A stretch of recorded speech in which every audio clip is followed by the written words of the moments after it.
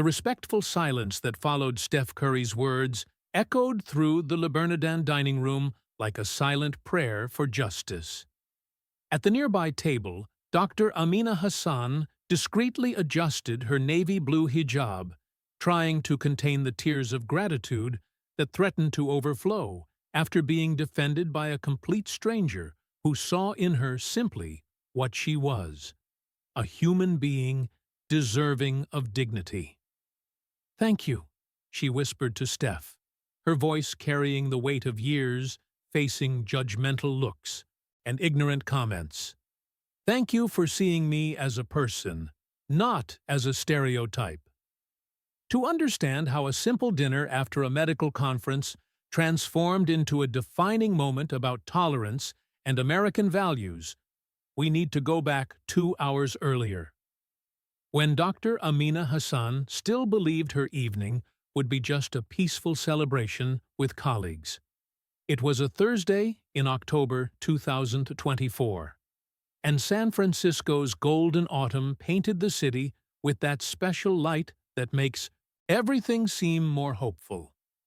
Dr. Amina Hassan had just presented her groundbreaking research on childhood asthma treatment at the National Pediatrics Conference, receiving a standing ovation from 500 fellow physicians. Have you ever felt that deep satisfaction that comes from using your talents to make a real difference in children's lives? That was exactly what Amina felt while getting ready at the hotel for the celebration dinner with her medical team. She chose a navy blue hijab that perfectly matched her elegant blazer, a combination that reflected both her faith and her professionalism.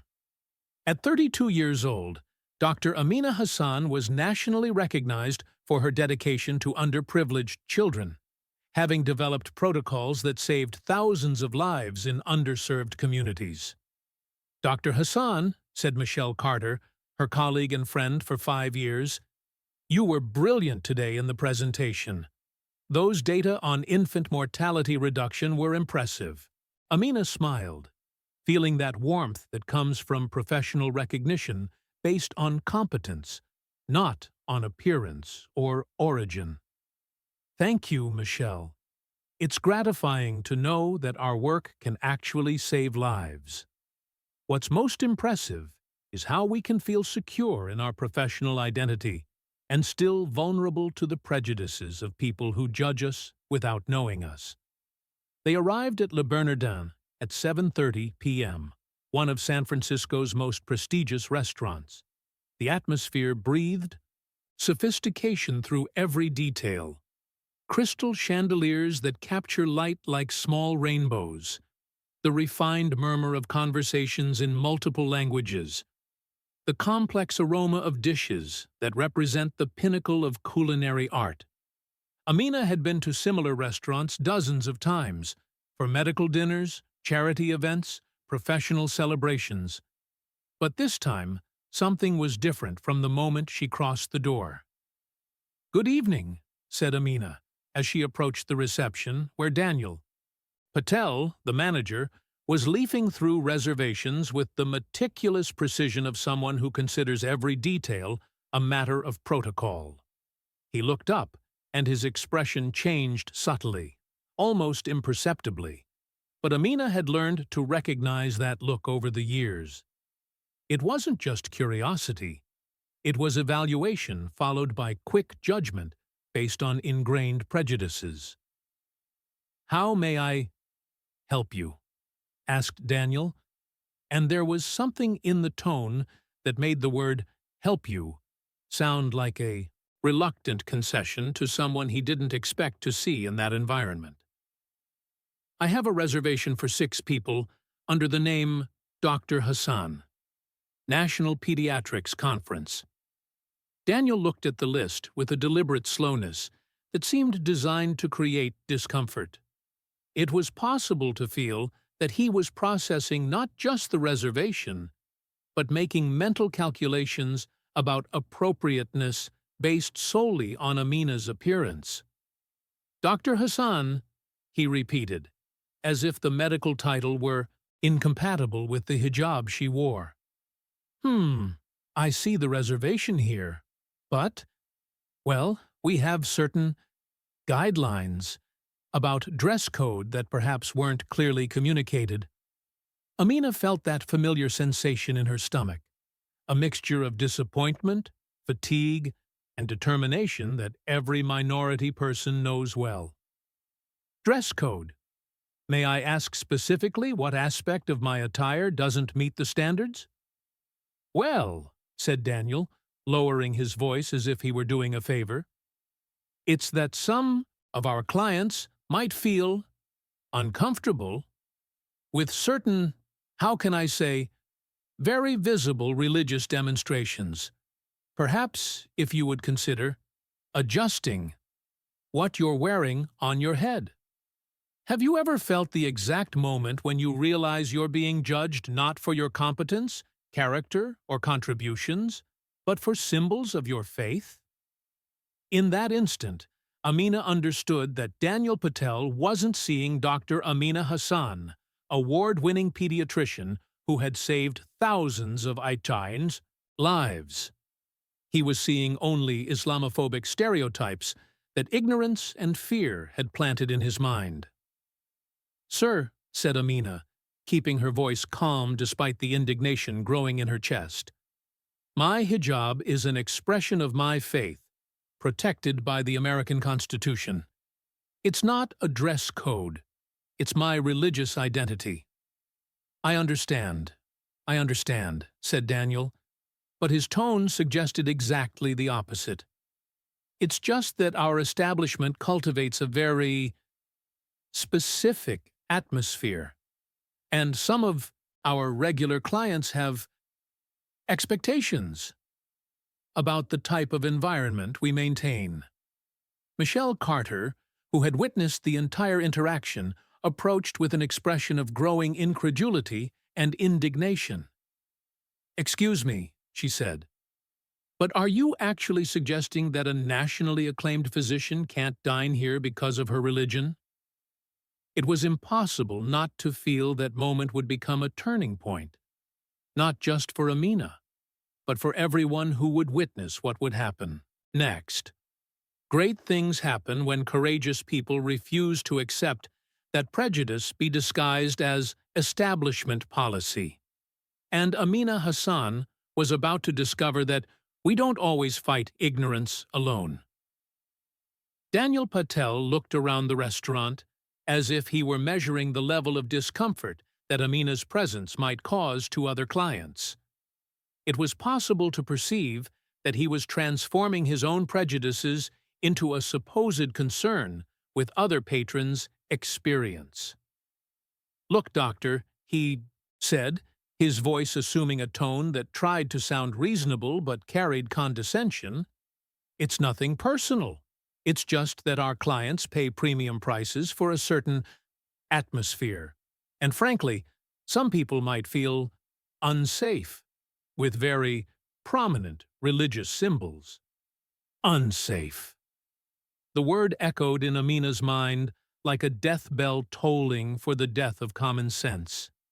How many times had doctors like her saved lives in emergencies, worked tirelessly during the pandemic, dedicated their careers to public service, only to be seen as threats by people who judge them based on television and ignorance? "Religious symbols?" repeated Michelle Carter, her voice carrying an incredulity that grew with each minute. "We're talking about a headscarf worn by an award-winning pediatric physician. What kind of insecurity could that cause?" "Well," said Daniel, his patience clearly running out, "perhaps you don't understand the nuances of managing an establishment of this category. We have security protocols that—" "Security protocols?" Amina interrupted him, her voice still calm, but now loaded with a firmness that came from years dealing with ignorance disguised as protocol. "Sir, I've been a physician for 8 years. I work in hospitals, clinically, surgically. What security protocol does my hijab violate exactly?" It was impossible not to feel that the conversation had crossed an invisible line, moving from discomfort to open discrimination. Have you ever been in a situation where your mere existence was treated as a problem to be solved? Amina was living exactly that, while other clients began to notice the discussion at the reception. "Listen here," said a man in an expensive suit at the nearest table, raising his voice enough to be clearly heard. "I brought my family to dine in peace. I didn't expect to have to worry about situations like this." The man's wife nodded vigorously. "This is exactly why I don't feel safe anymore in public places. You never know who—" She left the sentence hanging, but the meaning was crystal clear. Amina felt as if she had received a punch to the stomach. She, who had dedicated her entire life to saving children, who had worked 16-hour shifts during the pandemic, who chose pediatric medicine specifically to heal society's most vulnerable, was being treated as a threat for simply existing in her religious authenticity. "Excuse me," said another client, an older man who approached the counter. "But isn't it possible to ask her to remove that from her head? For a matter of, well, consideration for other clients?" Daniel Patel nodded as if he had received the support he expected. "See? It's not just me. Our regular clients have legitimate expectations about the environment we maintain here. What's most impressive is how prejudice can spread like a virus when it finds fertile ground in collective ignorance." Michelle Carter was visibly furious. "Are you hearing what you're saying? You're suggesting that a physician remove a symbol of her faith to dine? This is flagrant religious discrimination." "It's not discrimination," said Daniel defensively. "It's responsible management. We have the right to maintain the standards our clients expect." At that moment, a woman at the adjacent table whispered loud enough to be heard, "I wouldn't even be able to eat peacefully, knowing there's people like that so close to my food." Amina closed her eyes for a moment, trying to maintain the composure that years of medical professionalism had taught her. She had faced racism before, but never in such a public and coordinated way. It was as if her mere presence had given permission for hidden prejudices to emerge in a collective manifestation of intolerance. "Dr. Hassan," said Michelle, taking her friend's arm, "we don't need to stay here. We can go to a place where civilized people recognize that religious diversity is a constitutional right." But Amina didn't move, not because she wanted to create confrontation, but because she understood that moment was bigger than her. It was about how many other Muslim women had gone through similar situations in silence. It was about how many children she treated at the hospital might one day face the same discrimination. It was about the kind of country America would choose to be. "Mr. Patel," she said, her voice carrying a dignity that dramatically contrasted with the ignorance around her, "I am an American citizen. I am a physician who has saved thousands of lives. My hijab is not a threat to anyone. It's an expression of my faith, protected by the First Amendment of the Constitution we all swore to defend." "The Constitution doesn't apply to private establishments," retorted Daniel, clearly irritated at having to justify his actions. "Human decency applies everywhere," said a firm voice behind Amina. Everyone turned to see Steph Curry standing up from his table, where he had been dining discreetly with his family. He had witnessed the entire situation for the last 10 minutes, and the expression on his face showed he had seen enough. Great things happen when people with platforms choose to use their voice to defend those who cannot defend themselves alone. And Amina Hassan was about to discover that not every battle against prejudice needs to be fought in solitude. The silence that followed was different from any other in the restaurant that night. It was the kind of silence that precedes moments that change perspectives and redefine what moral leadership in action means. Steph Curry walked calmly to where Dr. Amina Hassan was being confronted, carrying with him not just his fame, but something much more powerful: the moral authority of someone who understands that true greatness is measured by how we treat the most vulnerable in our society. "Excuse me," said Steph, his voice cutting through the tension in the air like a fresh breeze on a suffocating day. "I couldn't help but hear this conversation. And I need to say that what I'm witnessing doesn't represent the values for which this nation was built." Daniel Patel instantly paled. Steph Curry's presence changed the entire dynamic of the situation, not because he was famous, but because he brought with him a dignity that exposed the ugliness of the prejudice being displayed. "Mr. Curry," stammered Daniel, "this is an internal restaurant matter. Protocols, standards." "Protocols?" Steph interrupted him gently, but his voice carried a firmness that made the entire restaurant fall silent. "Sir, the only thing I see here is a physician being discriminated against for her faith. And that's not protocol. That's prejudice." It was possible to feel that Steph wasn't just defending Amina, but educating everyone present about what it means to be truly American. Steph turned to the clients who had made discriminatory comments, his expression compassionate but resolute. "Do you know what you see when you look at Dr. Hassan? You see a threat? I see a pediatrician who dedicates her life to saving children. You see a religious symbol that bothers you. I see an American citizen exercising her constitutional right to religious freedom." Have you ever witnessed the moment when someone transforms ignorance into an opportunity for education through the pure force of truth? The restaurant was witnessing exactly that. "Ladies and gentlemen," continued Steph, now addressing everyone present, "America is not great despite our diversity. America is great because of our diversity. When we attack someone for their faith, we're not protecting American values. We're betraying them." An elderly woman who had been quiet during the entire situation slowly stood up. "The young man is right," she said, her voice trembling slightly, but loaded with conviction. "My parents came from Ireland fleeing religious persecution. This young physician has the same right to practice her faith that my ancestors had." The man who had complained about situations like this lowered his eyes, clearly uncomfortable with the mirror Steph had placed before his prejudices. "Dr. Hassan," said Steph, turning to Amina with the genuine respect she deserved, "you save lives every day. Your dedication to pediatric medicine is inspiring. The hijab you wear doesn't diminish your achievements. It's part of the strength and faith that make you who you are."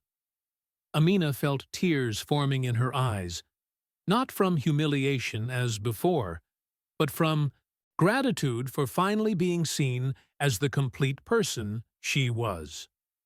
"Mr. Patel," said Steph, turning his attention back to the manager, "managing a quality restaurant means creating an environment where all clients feel welcome, as long as they are respectful.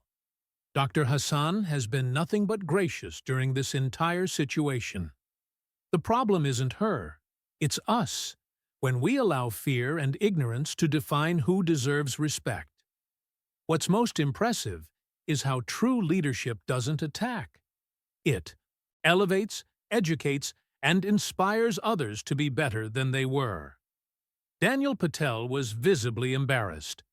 Steph's presence had exposed the fragility of his justifications and the cruelty of his actions. Well, perhaps there has been a misunderstanding." "There was no misunderstanding," said Steph firmly. "There was discrimination. But the beauty of human experience is that we can learn, grow, and choose to be better." Steph looked around the restaurant, making eye contact with each, person who had participated in or witnessed the discrimination. Do you know what makes our nation extraordinary? It's not our homogeneity. It's our capacity to embrace differences and find strength in diversity. Dr. Hassan is no different from any of us in her fundamental humanity. She is a physician, she is American, she is a person of faith who contributes to our society every day. Ryan Johnson, a client who had remained quiet during the entire situation, stood up and began to applaud. "Mr. Curry is absolutely right. I apologize, Dr. Hassan, for staying silent when I should have spoken up." Other clients began to join the applause, recognizing that they had witnessed not just a defense of one person, but a masterclass on fundamental American values. "Dr. Hassan," said Steph, "would you and your colleagues like to join my family for dinner? It would be an honor to learn more about the work you do with children." Amina smiled through her tears, finally understanding that she wasn't alone in her fight against prejudice. "It would be a pleasure, Mr. Curry.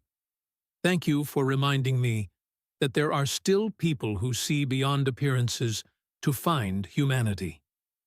At that moment, Daniel Patel approached, visibly ashamed. "Dr. Hassan, I would like to apologize. Your words, Mr. Curry, made me realize I allowed personal prejudices to influence my professional conduct. That was unacceptable.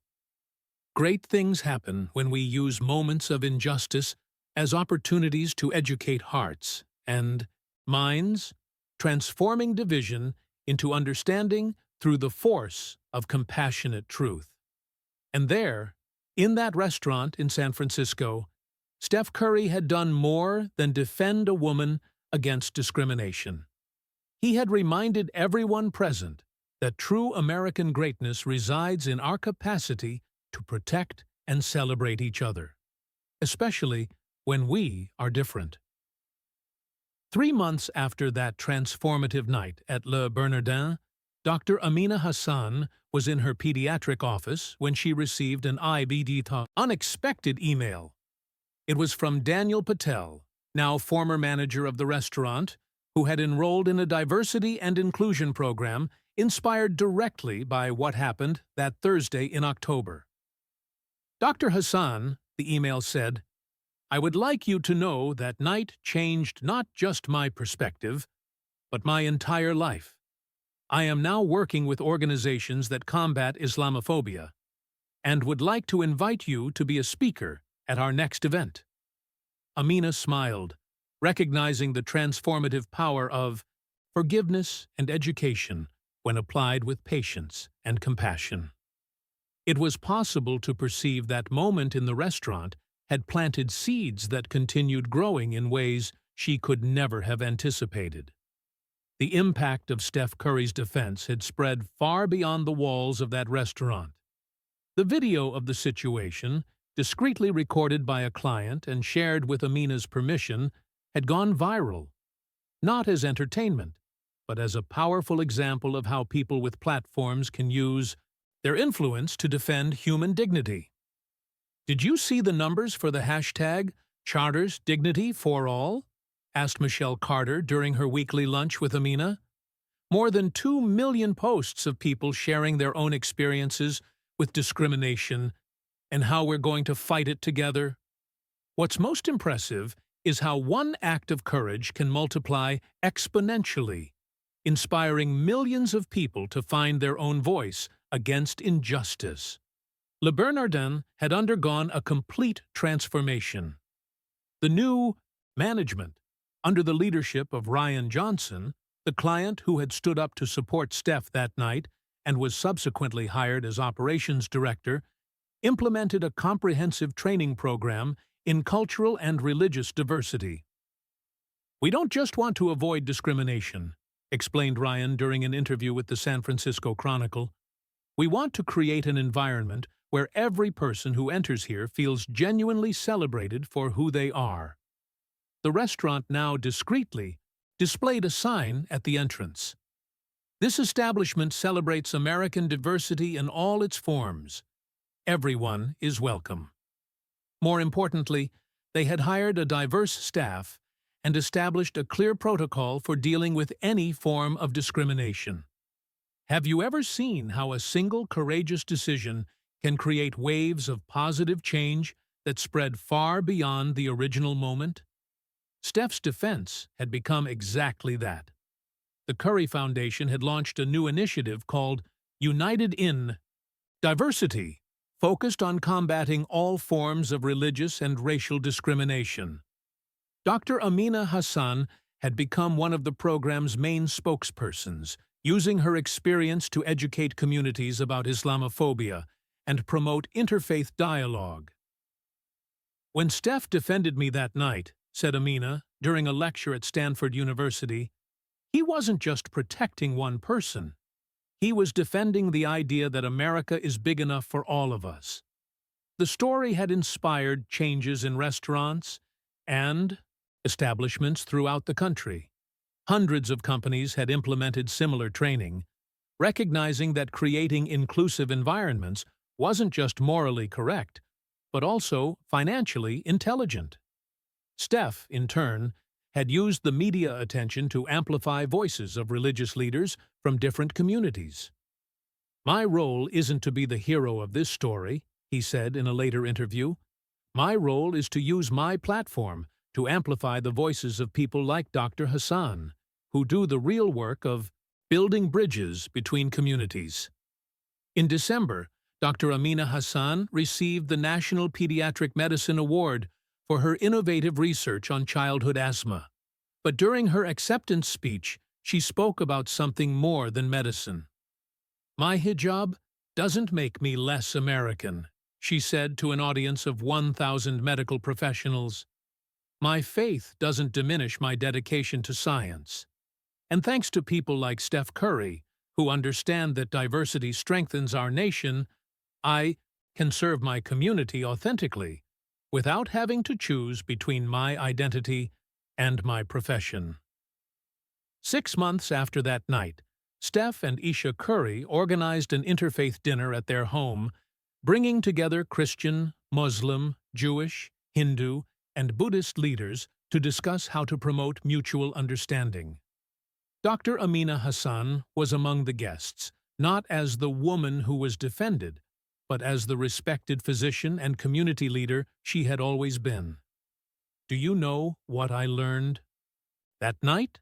said Steph during the dinner, looking around the table at the diverse faces of his guests. "I learned that defending one person isn't enough.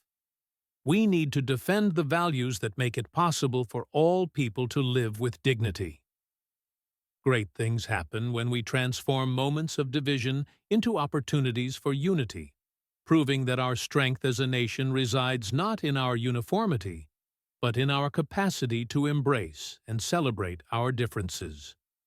1 year later, Daniel Patel had become one of California's leading educators about Islamophobia.